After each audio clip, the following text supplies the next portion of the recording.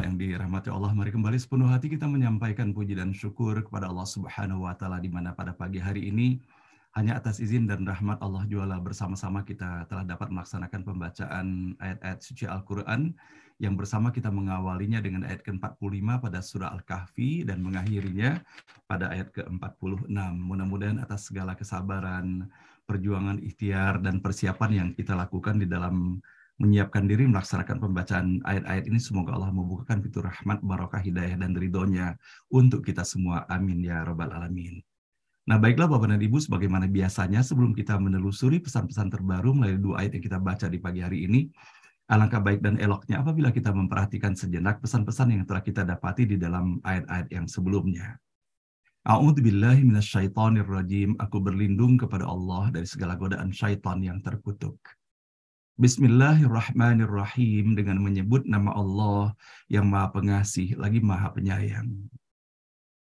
Kita mendapati Bapak dan Ibu mulai dari ayat ke-32 sampai dengan ayat ke-44 yang telah sama-sama kita baca kemarin, dan bersyukur pula kita telah mendapatkan uraian dan penjelasannya dari guru kita, yaitu Profesor Dr.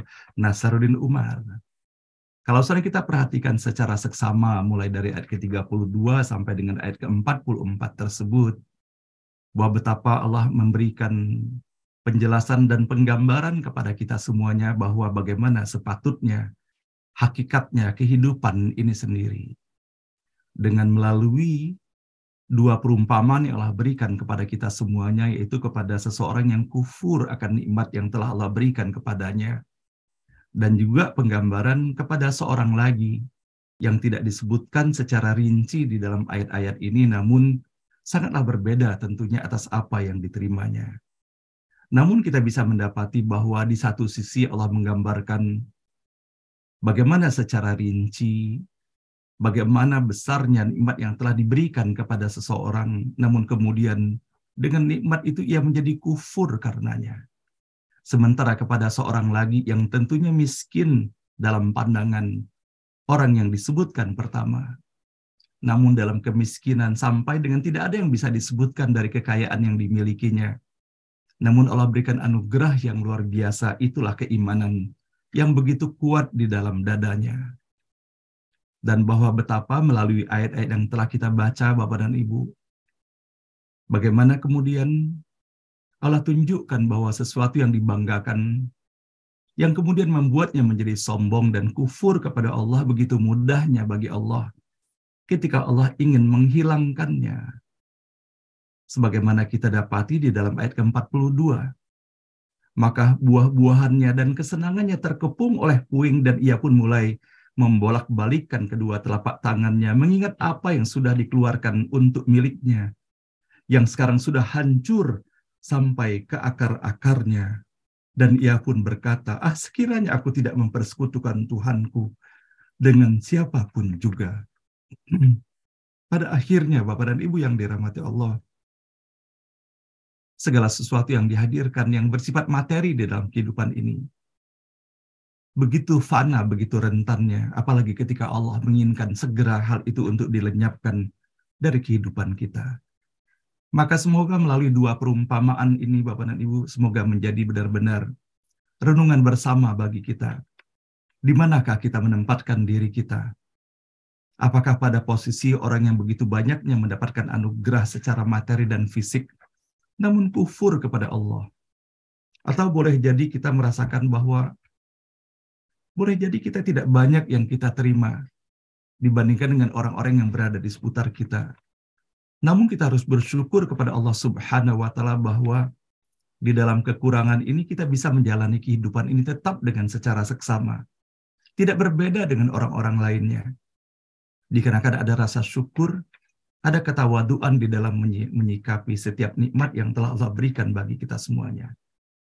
Apalagi kalau seandainya menyadari setiap anugerah yang Allah berikan kepada kita semuanya akan diminta pertanggungjawabannya di sisi Allah Subhanahu wa Ta'ala. Maka semoga Allah hadirkan rasa syukur dan sabar menghadapi kehidupan ini. Dan sejatinya sangat fana kehidupan dunia ini. Yang abadi adalah kehidupan di sisi Allah Subhanahu wa Ta'ala. Mudah-mudahan perumpamaan ini bersama perumpamaan-perumpamaan lainnya, Allah berikan kesan mendalam bagi kita dan Allah berikan kemudahan bagi kita untuk dapat menyelami, meresapi makna-makna yang terkandung di dalamnya. Amin ya rabbal alamin. Nah, bersama-sama kini Bapak dan Ibu kita memohon kepada Allah dengan segala kekurangan dan keterbatasan yang ada untuk dapat menelusuri pesan yang terdapat di dalam 2 ayat terakhir yang kita baca pada pagi hari ini. Pada ayat ke-45 dari surah Al-Kahfi, Allah Subhanahu wa taala berfirman, "Wadrib lahum mathalal hayatid dunya kama in anzalnahu minas sama'i fakhtalatu bihi nabatul ardi fa asbaha hashima tadruhu riyah wa kana Allahu ala kulli syai'im muqtadira." Buatkanlah perumpamaan hidup di dunia ini seperti air yang kami turunkan dari langit, lalu diserap oleh tumbuhan bumi, tetapi segera menjadi jerami yang ditebarkan angin, dan Allah atas segalanya Maha Kuasa. Ayat ke-46. Al-malu wal banuna zinatul hayatid dunya. Harta kekayaan dan anak-anak adalah hiasan kehidupan dunia. Wal baqiyatus salihatu khairun inda rabbik thawaban wa khairun amala. Tetapi amal kebaikan yang kekal dalam pandangan Tuhanmu itulah yang terbaik sebagai pahala dan yang terbaik sebagai dasar harapan. Shadaqallahul azim, maha benar dan maha agung Allah dengan segala firman-Nya. Ibu dan Bapak yang dirahmati Allah, saya ingin sekali rasanya di pagi hari ini, walaupun sebelumnya telah banyak kita mendapati seperti halnya pada awal ayat ke-45, wadrib, dengan menggunakan kata dasar doroba, maka pada ayat ke-45 ada sebuah perintah untuk kita membuat sesuatu. Dan menariknya Bapak dan Ibu yang dirahmati Allah, kita banyak mendapati bentukan daripada kata asal doroba ini sendiri. Pagi hari ini saya mendapati bahwa dengan menggunakan kata dasar doroba ini, dan kemudian selalu dipertautkan dengan kata-kata lainnya. Dan pada ayat ini dikaitkan dengan kata masalah di dalamnya. Maka kita bisa mendapati begitu banyak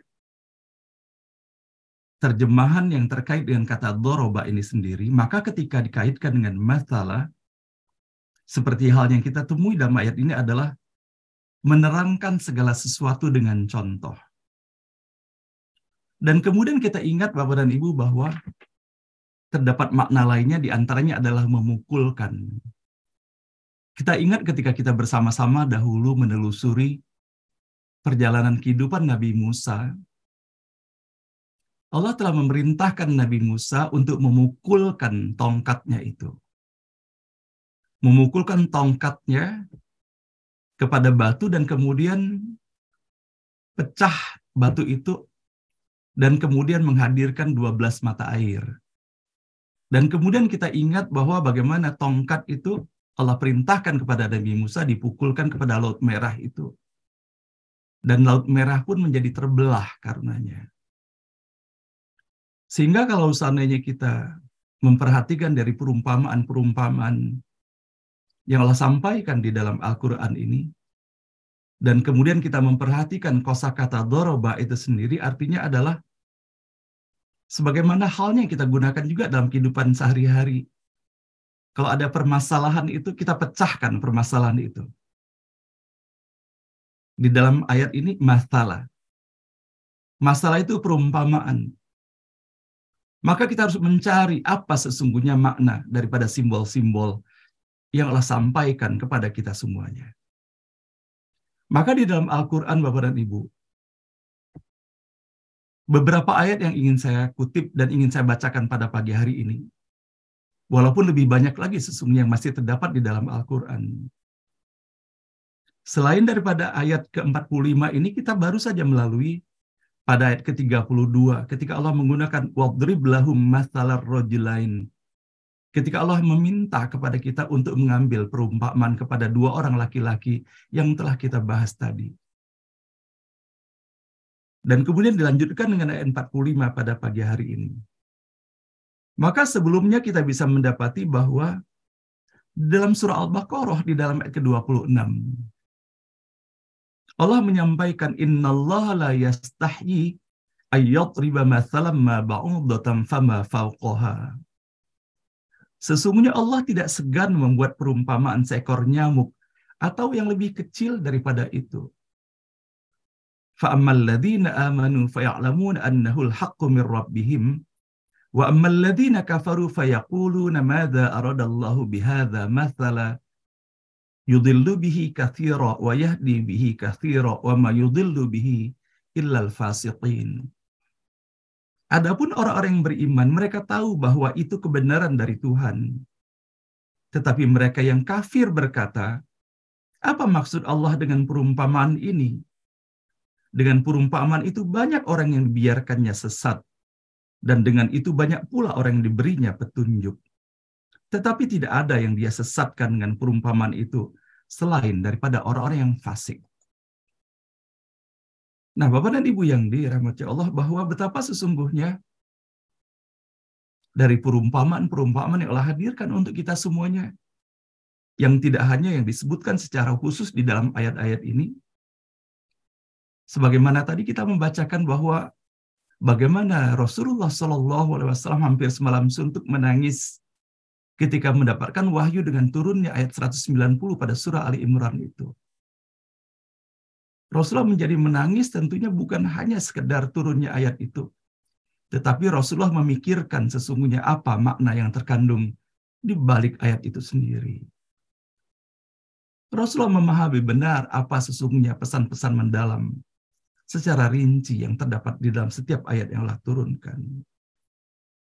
Begitu juga kita bisa mendapati bahwa bagaimana dalam perjalanan kehidupan Nabi Musa, sebagaimana terdapat pada surah Toha dalam ayat ke-77, walaqad auhayna ila Musa an asri bi ibadi fadrib lahum tariqan fil bahr yabasalla takhafu darakaw wala takhsha. Dan sungguh telah kami wahyukan kepada Musa, pergilah bersama hamba-hambaku pada malam hari dan pukullah, buatlah untuk mereka jalan yang kering di laut itu. Engkau tidak perlu takut akan tersusul dan tidak perlu khawatir akan tenggelam. Begitupun dalam ayat ke-63 pada surah Asy-Syu'ara, wa auhayna ila Musa anidrib bi'asakal bahr famfalaqa fakana kullu firqin kattaudil azim. Lalu kami wahyukan kepada Musa, pukullah laut itu dengan tongkatmu. Maka terbelahlah lautan itu dan setiap belahan seperti gunung yang besar. Dan begitupun dalam ayat ke-60 pada surah Al-Baqarah, wa idh istasqa Musa liqaumihi faqulna idrib bi'asakal hajar famfajarat min husnata asyrata aina qad alima kullu unasim mashrabahum kulu washrabu min rizqillahi wa la ta'thaw fil ardi mufsidin. Dan ingatlah ketika Musa memohon air untuk kaumnya, lalu kami berfirman, pukullah batu itu dengan tongkatmu, maka memancarlah daripadanya 12 mata air. Setiap suku telah mengetahui tempat minumnya masing-masing. Makan dan minumlah dari rezeki yang diberikan Allah, dan janganlah kamu melakukan kejahatan di bumi dengan berbuat kerusakan. Mendapati ayat-ayat ini, Bapak dan Ibu yang dirahmati Allah, bahwa dengan kata dasar doroba itu sendiri, semoga menjadi pengingat bagi kita semuanya dan memotivasi kita bahwa permasalahan itu bukanlah dilihat. Contoh-contoh dan simbol-simbol itu bukan hanya sekedar dilihat, tetapi kita pecahkan permasalahannya. Kita cari solusinya. Itulah yang telah dilakukan oleh Nabi Musa alaihissalam. Dan bahwa betapa maha luasnya karunia, dan betapa maha luasnya sesungguhnya pesan yang Allah hadirkan untuk kita semuanya. Semoga ketika Allah memerintahkan kepada kita untuk melakukan olah zikir dan olah fikir di dalam kehidupan ini, berfikir kita tentang segala sesuatu yang Allah ciptakan untuk kita semuanya. Dan sesungguhnya Bapak dan Ibu, atas apa yang Allah hadirkan di dalam Al-Quran ini, termasuk melalui ayat-ayatnya, adalah merupakan jendela bagi kita semuanya untuk lebih banyak lagi melihat ayat-ayat Allah yang Allah hamparkan di muka bumi ini. Maka betapa sesungguhnya setiap huruf kata dan ayat ini memiliki makna yang luar biasa dan sangat mendasar bagi kita semuanya. Dengan menggunakan kata doroba saja, Allah hantarkan kita begitu banyaknya jendela-jendela untuk kita memperluas caklawala, zikir dan fikir kita. Perenungan kita akan hakikat keberadaan diri kita di hadapan Allah Subhanahu wa Ta'ala. Maka begitu pun melalui perumpamaan-perumpamaan yang Allah hadirkan, yang di dalam ayat ke-45 ataupun ayat 32 yang kita baca, Allah sampaikan adalah mathalal hayatid dunia. Bahwa Allah meminta kita semuanya menggambarkan bahwa bagaimana sesungguhnya hakikat keberadaan kehidupan kita di dunia ini di hadapan Allah Subhanahu wa Ta'ala. Dan betapa selalu begitu indah tiada terkira perumpamaan-perumpamaan yang Allah berikan kepada kita semuanya. Maka di dalam ayat ini Allah menggambarkan kefanaan dunia ini. Tidak lebih seperti halnya air yang Allah turunkan dari langit itu. Sebagaimana bisa kita lihat dan kita saksikan sendiri Bapak dan Ibu dalam kehidupan kita sehari-hari. Begitu derasnya hujan yang turun. Namun seketika air itu pun akan hilang. Akan diresap. Akan ditelan bumi. Begitupun Bapak dan Ibu kita bisa mendapati penggambaran yang begitu indah di dalam ayat ini. Bahwa air yang diturunkan dari langit itu kemudian menghidupkan tanaman-tanaman. Namun apabila tiada ketentuan dari Allah Subhanahu wa Ta'ala, maka betapa mudahnya rerumputan, dedaunan-dedaunan itu kemudian mengering. Dan kemudian mereka tertiup angin. Maka mereka pun tidaklah bisa bertahan lagi. Maka Allah menggambarkan kepada kita bahwa sebetulnya hidup kita ini singkat sekali. Seperti halnya begitu cepatnya air hujan itu berlalu. Tidak hanya mengalir meninggalkan pandangan mata kita.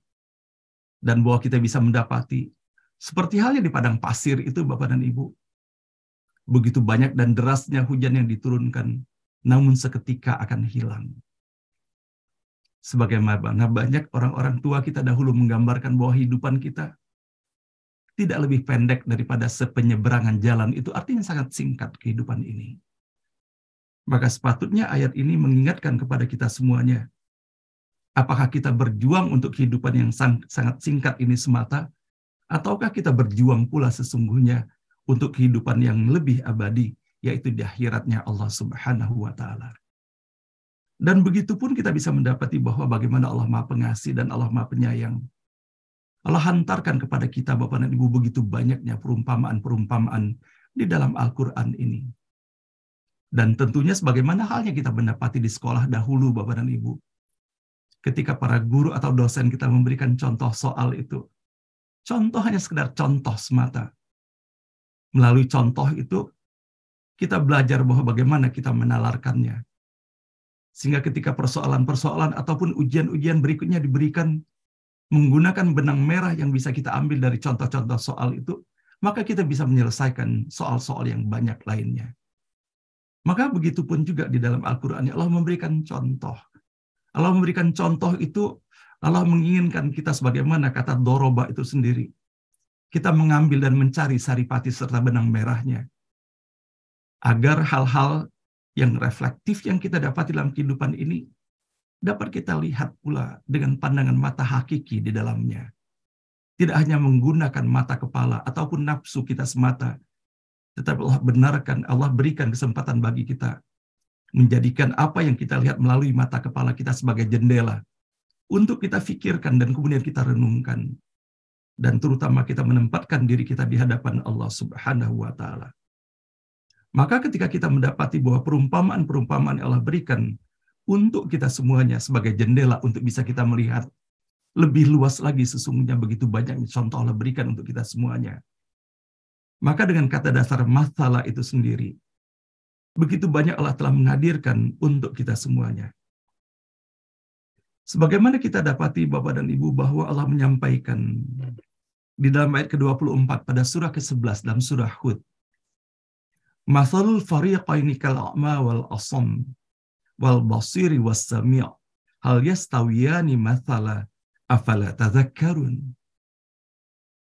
Perumpamaan kedua golongan, yaitu orang yang kafir dan orang mukmin, seperti orang buta dan tuli dengan orang yang dapat melihat dan dapat mendengar. Samakah kedua golongan itu? Maka tidakkah kamu mengambil pelajaran? Dan pada puncaknya saya ingin sekali mengantarkan bahwa bagaimana Allah menggambarkan kepada kita perumpamaan indah. Dalam surah Ibrahim pada ayat ke-24 dan diikuti dengan ayat-ayat yang berikutnya. Alam tara kaifa daraballahu mathala. Mathalan kalimatan thayyibatan kasyajaratin thayyibah asluha thabitu wa far'uha fis sama' tu'ti ukulaha kulla hinin bi'idzni rabbiha wa yadribullahu al-amthala lin-nasi la'allahum yatadhakkarun. Betapa kita mendapati kembali Bapak dan Ibu perpaduan di dalam ayat-ayat yang kita baca ini, dan lebih banyak lagi ayat yang lainnya perpaduan antara kata doroba dan masalah itu sendiri. Pada ayat ke-24 dalam surah Ibrahim Allah berfirman, tidakkah kamu memperhatikan bagaimana Allah telah membuat perumpamaan kalimat yang baik, yaitu seperti pohon yang baik yang akarnya kuat dan cabangnya menjulang ke langit. Pohon itu pun menghasilkan buahnya pada setiap waktu dengan seizin Tuhannya. Dan Allah membuat perumpamaan itu untuk manusia agar mereka selalu ingat. Dan Allah lanjutkan dengan ayat ke-26. Wa masalu kalimatin khabithah kasyajaratin khabithatin tusat min fawqil ardi ma laha min qarar. Dan perumpamaan kalimat yang buruk seperti pohon yang buruk yang telah dicabut akar-akarnya dari permukaan bumi, tidak dapat tetap tegak sedikit pun. Maka kalau sana kita ingat Bapak dan Ibu mengenai perumpamaan dua orang laki-laki yang telah kita bahas melalui ayat ke-32 sampai dengan ayat berikutnya tadi, bahwa betapa begitu singkatnya perjalanan kehidupan laki-laki pertama itu. Dengan segala kemewahan yang dimilikinya yang diiringi dengan kesombongan dan keingkarannya kepada Allah Subhanahu wa Ta'ala segera berlalu. Namun sebaliknya kita bisa mendapati atas apa yang diucapkan oleh lelaki berikutnya. Walaupun miskin secara hartanya, namun bukankah kita bisa mendapati pesan-pesan yang disampaikannya yang termaktub di dalam ayat ke-39 yang disampaikannya kepada sahabatnya, yang diawali dengan pesan-pesan kepada sahabatnya itu. Dari ayat ke-37 sampai dengan kemudian kita bisa mendapati, kenapa ketika engkau memasuki kebunmu tidak berkata Masya Allah, tiada kekuatan kecuali dengan Allah. Kalau kau lihat aku lebih kecil dari engkau dalam jumlah harta dan anak. Bahwa betapa sesungguhnya pesan tauhid yang telah diucapkan oleh lelaki kedua itu. Dan bagaimana pula ia telah mengingatkan kepada sahabatnya mengenai asal-muasal daripada kejadian kita yang disebutkan yang berasal dari tanah yang kemudian dilanjutkan dengan tercipta melalui sperma dan kemudian bagaimana Allah telah menciptakan kita semuanya. Nah, Bapak dan Ibu yang dirahmati Allah, itulah yang Allah sajikan untuk menjadi pengingat bagi kita semuanya. Bagaimana agar di dalam kehidupan kita ini, Bapak dan Ibu, kita mengambil contoh dan kemudian dapat mentadaburi pesan yang terdapat di dalam ayat ke-24 dan 25 ini. Semoga keberadaan kita, Bapak dan Ibu, tidak hanya melalui apa yang kita ucapkan dan terutamanya melalui apa yang kita lakukan di dalam kehidupan ini, benar-benar menggambarkan seperti halnya pohon yang baik yang Allah sampaikan di dalam ayat ke-24 dan 25 ini. Adalah pohon yang akarnya menghujam ke dalam bumi dan cabang-cabangnya menjulang ke langit. Semoga itulah kualitas tauhid kita, Bapak dan Ibu, yang tidak mudah tercerabutkan dengan adanya segala sesuatu di dalam kehidupan ini, yang boleh jadi terhadirkan sebagai godaan dan rintangan bagi kita semuanya. Semoga Allah berikan keistiqomahan bagi kita semuanya, yang digambarkan bagai pohon yang baik, yang akarnya betul-betul menghunjam ke dalam bumi. Dan kemudian dengan keistiqomahan dalam iman dan Islam inilah semoga setiap keberadaan kita, Allah gambarkan tu'ti ukulaha kulla hinin bi'izni rabbiha, di mana pohon itu menghasilkan buahnya pada setiap waktu dengan seizin Tuhannya. Dan semoga pula kita benar-benar mendapati atas apa yang Allah ingatkan di dalam ayat ini, kita dapat memahami bahwa keberadaan kita di muka bumi ini sebagaimana Allah telah menitahkan Rasulullah rahmatan lil alamin wa ma arsalnaka illa rahmatan lil alamin. Dan semoga pula misi yang telah Allah embankan kepada kita sebagai khalifah di muka bumi ini dan sekaligus kita sebagai hamba Allah Subhanahu wa taala dapat kita laksanakan sebaik-baiknya. Sebagaimana Allah mengingatkan kepada kita semuanya bahwa hidup kita singkat. Dan Allah pun mengingatkan bahwa materi, apakah berupa harta, berupa jabatan, berupa kemuliaan, dan bahkan termasuk anak dan keturunan. Yang kalau kita perhatikan bahwa bagaimana para ulama dan mufasir tidak hanya mengertikan bahwa anak-anak dalam hal ini hanya anak biologis kita semata, tetapi ada segala sesuatu yang kita anggap sebagai kekuatan kita, termasuk SDM kita. Boleh jadi pegawai kita, boleh jadi karyawan kita, ataupun boleh jadi masyarakat kita. Semoga Bapak dan Ibu yang dirahmati Allah tidak membuat kita atas apa yang Allah titipkan di dalam kehidupan ini menjadi congkak ataupun sombong, apalagi ingkar kepada Allah Subhanahu wa taala. Dan semoga Bapak dan Ibu atas apa yang disampaikan dalam ayat ini, wal baqiyatus salihatu khairun inda rabbika thawaba wa khairun amala. Amal kebaikan yang kekal dalam pandangan Tuhanmu itulah yang terbaik sebagai pahala dan yang terbaik pula sebagai dasar harapan. Sebagai penutup acara kita pada pagi hari ini, Bapak dan Ibu, saya teringat bahwa dalam sebuah percakapan antara baginda Rasulullah Shallallahu Alaihi Wasallam dengan istri tercintanya Aisyah radhiyallahu anha, ketika Rasulullah mendatanginya dan ketika Aisyah menyampaikan bahwa ia telah melakukan pemotongan kurban, dan kemudian Aisyah mengatakan bahwa dari kurban yang telah dipotongnya ia menyisakan hanya sepotong paha daripada domba itu sendiri. Maka Rasulullah mengatakan bahwa sesungguhnya yang telah tersisakan untuk mereka adalah seluruh bagian dari domba itu, kecuali paha yang ditinggalkan secara fisik itu. Dikarenakan pada hakikatnya sesuatu yang telah disedekahkan itulah yang betul-betul yang menjadi hak dan milik kita. Sementara segala sesuatu yang masih melekat dan menempel di dalam diri kita baru menjadi potensi milik kita. Sampai dengan kemudian kita menginfakkannya, menyalurkannya pada jalan yang diridhoi oleh Allah, baru hal itu menjadi milik kita. Tetapi apabila kita belum melakukan hal itu, maka boleh jadi hal itu pun akan menjadi ujian dan pertanggungjawaban ataupun fitnah bagi diri kita di hadapan Allah Subhanahu wa taala. Shadaqallahul azim, maha benar dan maha agung Allah dengan segala firman-Nya. Mudah-mudahan Bapak dan Ibu yang dirahmati Allah melalui setiap huruf, setiap kata dan ayat yang kita baca di pagi hari ini, Allah bukakan pintu rahmat, barakah dan hidayah, maghfirah dan ridhonya untuk kita semuanya. Dan semoga Allah berikan kesabaran, kekuatan bagi kita Bapak dan Ibu untuk menjadikan setiap hari kita terus menjadi upaya dan ikhtiar kita.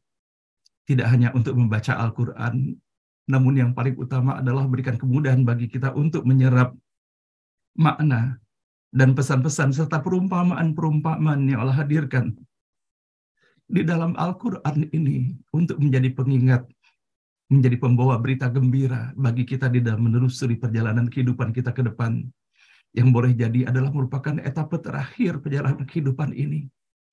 Tanda-tanda kepulangan sesungguhnya telah Allah berikan kepada kita semuanya, walaupun kita tidak tahu kapan kita kembali kepada Allah. Semoga dalam kebersamaan inilah kita saling menguatkan, Bapak dan Ibu, saling mendoakan. Siapapun yang lebih dahulu kembali kepada Allah tidak perlu menjadi masalah bagi kita. Kalau seandainya kita dipanggil lebih awal, semoga sahabat-sahabat kita mendoakan kita. Kalau seandainya pun sahabat kita lebih dahulu, kita doakan yang terbaik untuk saudara kita semuanya. Sehingga insya Allah hanya kebahagiaan bagi kita. Semoga peringatan Allah melalui perumpamaan yang disajikan dalam 2 ayat terakhir ini, bahwa hidup ini singkat, maka kepastian kembali kepada Allah adalah sebuah kepastian hakiki. Fa'idza jaa ajaluhum la yastakhiruna sa'atan wa la yastaqdimun. Apabila saat itu telah tiba, maka tidak bisa dimajukan atau dimundurkan sesaat pun. Maka kita hanya berserah kepada Allah, semoga Allah memberikan yang terbaik kapan kita pulang. Dan semoga Allah pulangkan kita dalam keadaan yang Allah ridho kepada kita semuanya. Amin ya rabbal alamin. Nah, baiklah Bapak dan Ibu yang dirahmati Allah, demikian yang dapat saya sampaikan. Mohon maaf lahir dan batin dari Bapak Ibu semuanya. Subhanaka la ilma lana illa ma 'allamtana innaka antal alimul hakim.